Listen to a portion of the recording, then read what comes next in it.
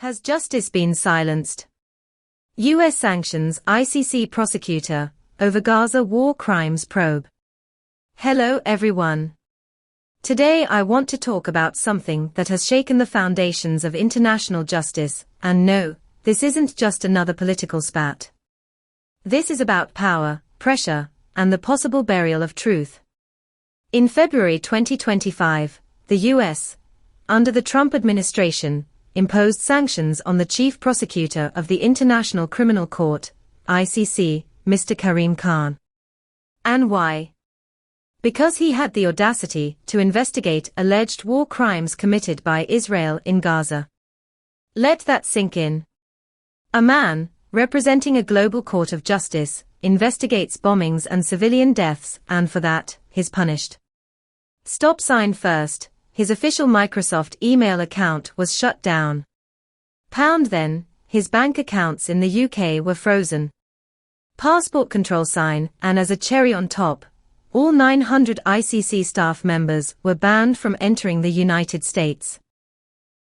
Sounds less like a diplomatic disagreement and more like a mafia-style threat, doesn't it? But it gets worse. The US government didn't stop at attacking Karim Khan personally. No, they issued an international warning. Any person or organization that provides him with financial, material, or technological support could face fines or imprisonment. This means, even if you're a non-profit in New York that simply emails an ICC official, you could be putting yourself at risk.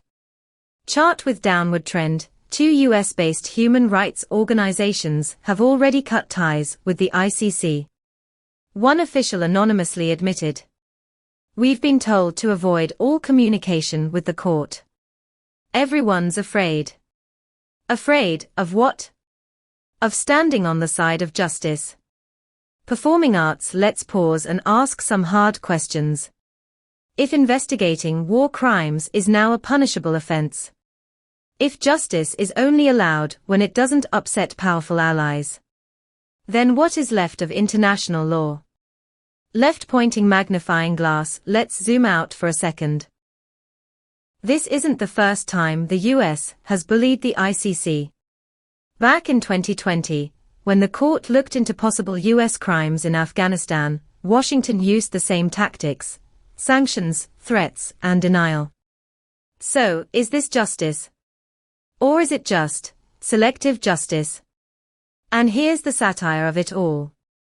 The US lectures the world about freedom, democracy, and human rights. But when those very values threaten their friends, freedom turns into fear. Democracy turns into dictatorship. And justice turns into silence. Microphone # emotionally speaking. While the world debates legalities, Gaza continues to burn.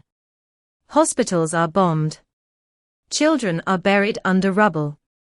And the one court brave enough to ask, who's responsible, is being strangled. This isn't about Karim Khan. It's not even just about Gaza. It's about whether the world has any space left for accountability, or whether we've finally declared justice is only for the weak. The powerful don't need it.